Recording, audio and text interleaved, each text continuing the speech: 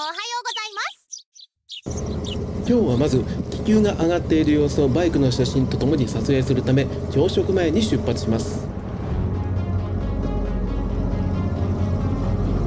もう随分と気球が上がっています。今日はカッパドキアを中心に 100km 弱を走っていきます。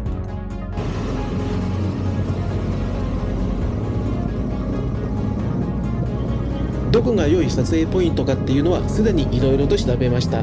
まずはそこに向かいます。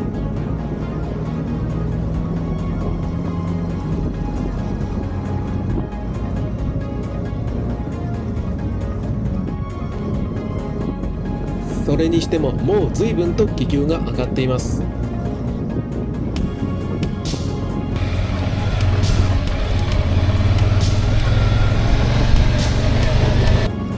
撮影ポイントに急いでいきます。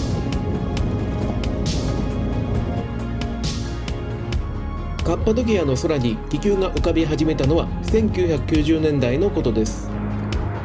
何千年もの時を刻んできた奇岩の谷に人々が空からその美しさを味わうようになったのは意外と最近のことです。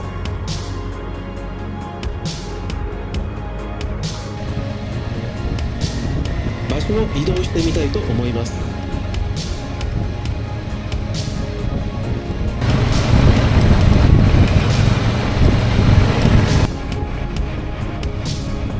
この周辺は古代からある遺跡のイメージが強いのですが、気球自体はかなり現代の観光と言えそうです。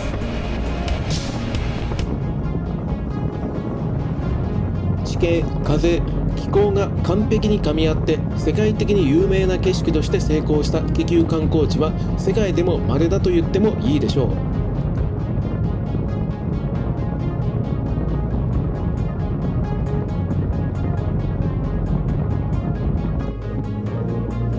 朝一番の野営いただきました。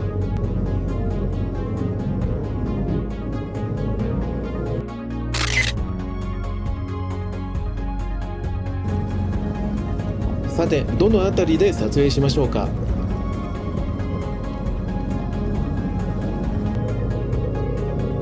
前方にゲートが見えてきました。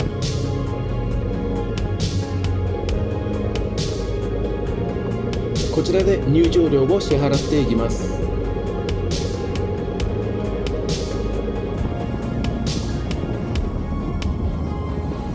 入場料を払わないといけないということは、もしかしたらこちらの方が良い写真が撮れるということかもしれません。もう片付け始めている気球もあるようです。ちょっと急ぎます。完全に逆光になってしまいました。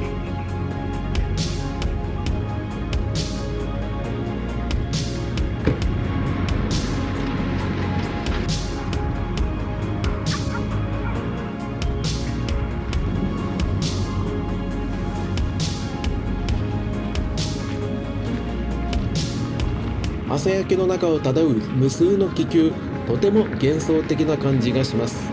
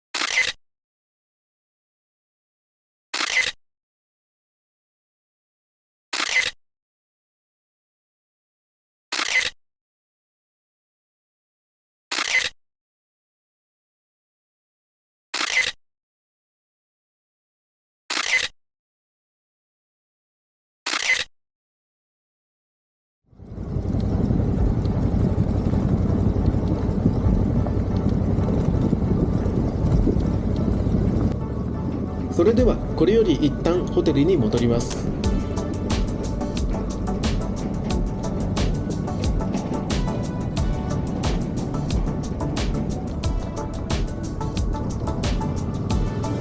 今日は地上から写真を撮るだけですが、明日は気球に乗る予定で予約をしています。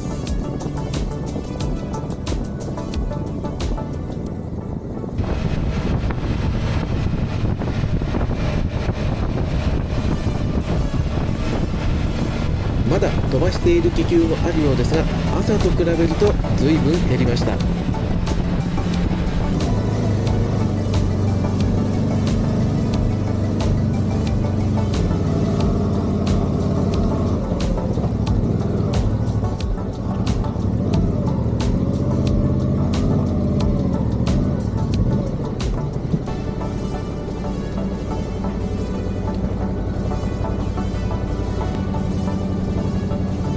到着しました。朝食にします。いただきます。朝食を済ませてまた出発します。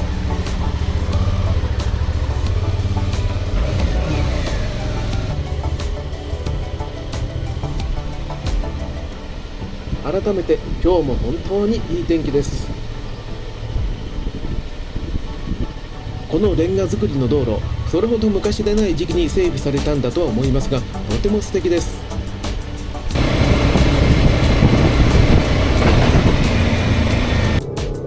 さて、これから向かうのはデリンクユ地下都市です。火山灰が固まってできた柔らかな岩を掘り抜いて作られた地下都市です。デリンクユ地下都市はギョレメ国立公園とカッパドキアの岩石遺跡群の一部として1985年世界遺産登録されました。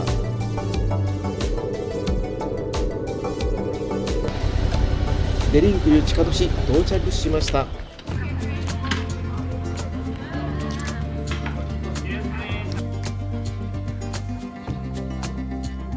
入場料は13ユーロでした。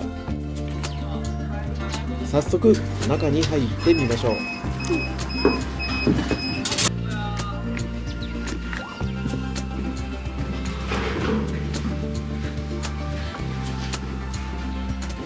デリンクユ地下都市は地上から約60から85メートルまで掘り下げられており、18層以上あったと言われています。紀元前8世紀から7世紀が起源とされ、ローマ時代からビザンツ帝国時代に拡張されたと見られています。ペルシャ軍やアラブ軍など外敵から守るため、そして初期キリスト教徒の隠れ場所として地下に作られました。収容人数は最大で約2万人とも言われ、住宅はもちろん食料貯蔵庫、ワイン、オリーブオイルの圧搾所、家畜小屋、学校までなどがありました。さらに50本以上の換気口があり、最深部まで新鮮な空気が供給されました。通路は防御を目的として意図的に狭く低く作られています。完全に地下要塞と言えるでしょう。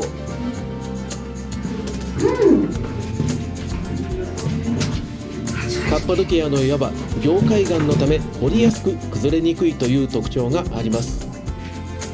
平原で外敵に見つかりやすいことや、長い戦乱の歴史から地下に都市を作るという選択が生まれたのだと見られています。まさに何千人もの命を守るために作られた究極の地下避難都市と言えるでしょう。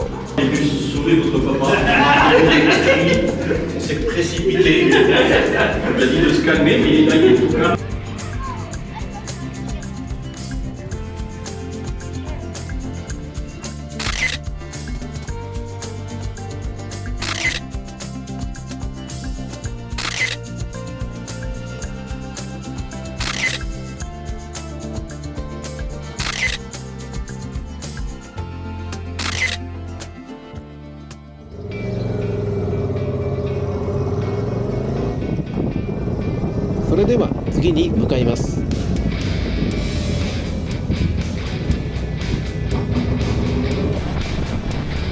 次に向かうのはウチヒサール城です。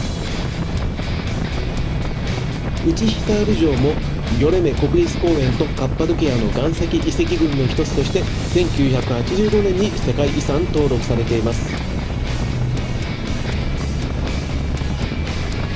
デリンクいう地下都市と同様に巨大な凝灰岩の岩石を掘り抜いて作られており、カッパドキアでも最も高い地点にある天然の城塞です。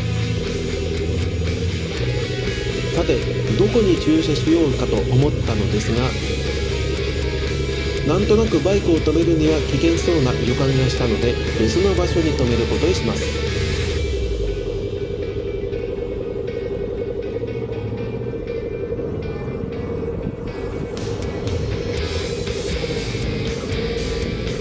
こちらにバイクの方駐車することにしました。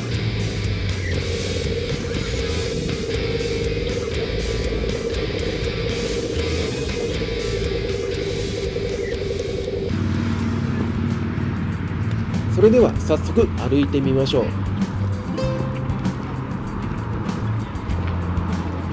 まずはウチヒサール城の周囲にある奇岩を見て歩きます。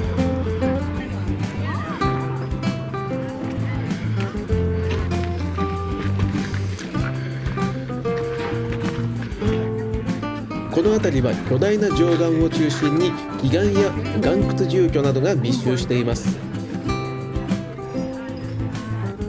また柱状の奇岩だけでなく、人工的に削られた窓や入り口もあり、かつて人が住んでいた岩の家の痕跡も発見できます。奇岩と岩窟住居が密集し、城とともに人々の暮らしが営まれていた痕跡が見て取れます。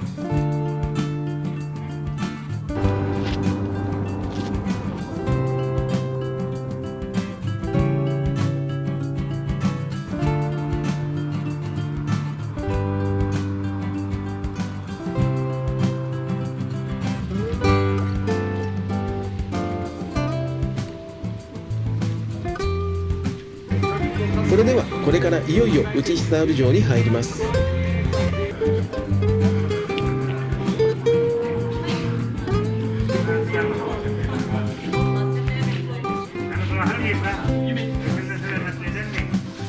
入場料は320リラです。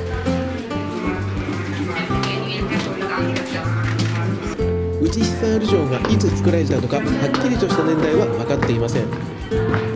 起源は紀元前2000年期のヒッタイト時代まで遡ると言われています。そしてローマからビザンツ時代に発展していきました。外敵の監視や住民の避難、そして地下都市と連動した防衛でカッパドキア全体を守る見張り台、司令塔の役割を担ってきました。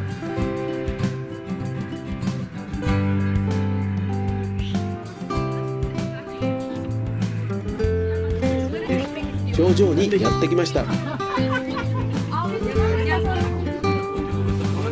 の城は石を積んだ城ではなく、岩そのものが城という点が最大の特徴と言えそうです。ここからカッパドキア全体を見渡し、人々の暮らしと防衛を支えてきました。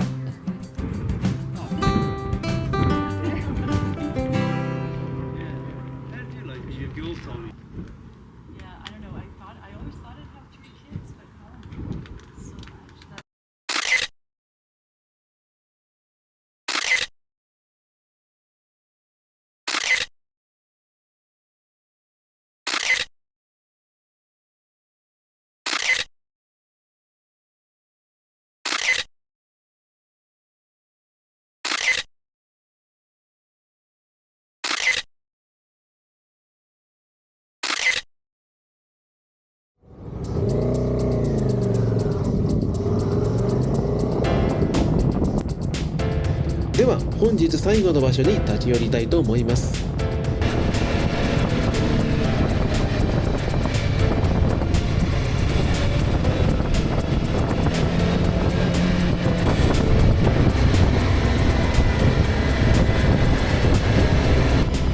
で、肝心の行き先ですが、編集している今となってはわからなくなってしまいました。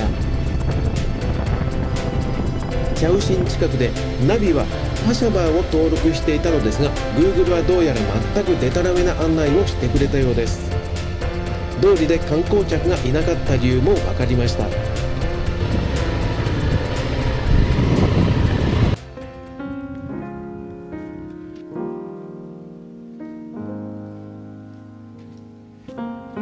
それでは登ってみます。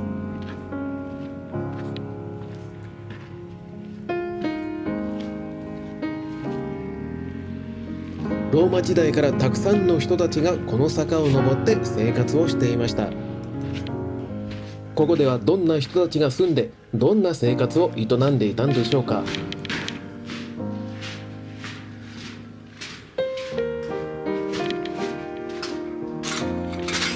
有名な祈願群のすぐそばにも観光地化されていないカッパドキアの風景が静かに残っていました。ローマ時代の人たちもきっと同じ風景を見ていたに違いありません。パシャバーのペリバジャラルは見れませんでしたが、似た岩が前座のように散らばっていて、これはこれで良かったです。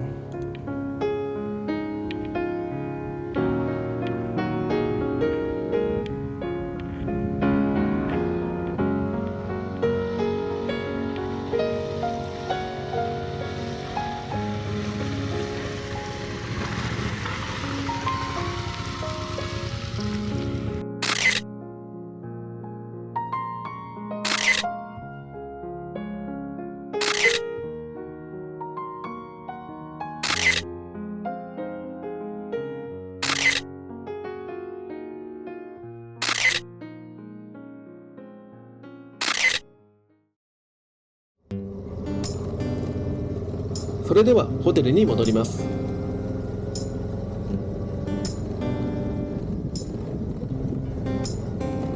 ホテルに戻って明日の朝に気球に乗るツアーの予約を確認した上でお金を払わなくてはいけません。ツアーは日本ですでに予約していたものの、本当に予約されているのかは現地で確認できるまでちょっと不安です。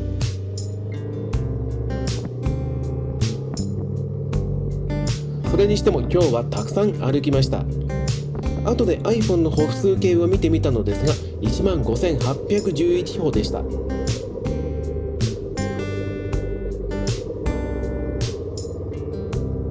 ちなみにホテルに戻って明日の気球ツアーの予約を確認しましたが、無事に予約できていました。ツアー代金は320ユーロです。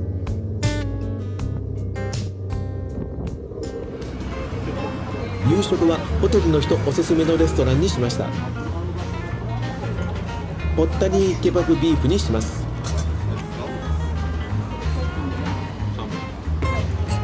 ポッタリーケバブビーフはカッパドキア名物のつぼ焼きケバブを牛肉で作ったものです。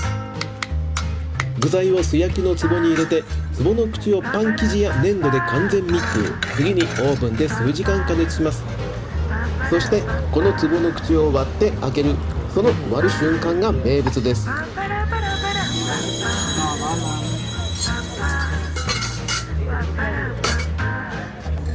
いただきます。牛肉も野菜もとろけるような柔らかさです。見た目と違って脂っこくなく、意外とさっぱりとしています。残念ながらこの店はアルコールが出せないそうで、私はこの日ビールの代わりにコーラを注文しました。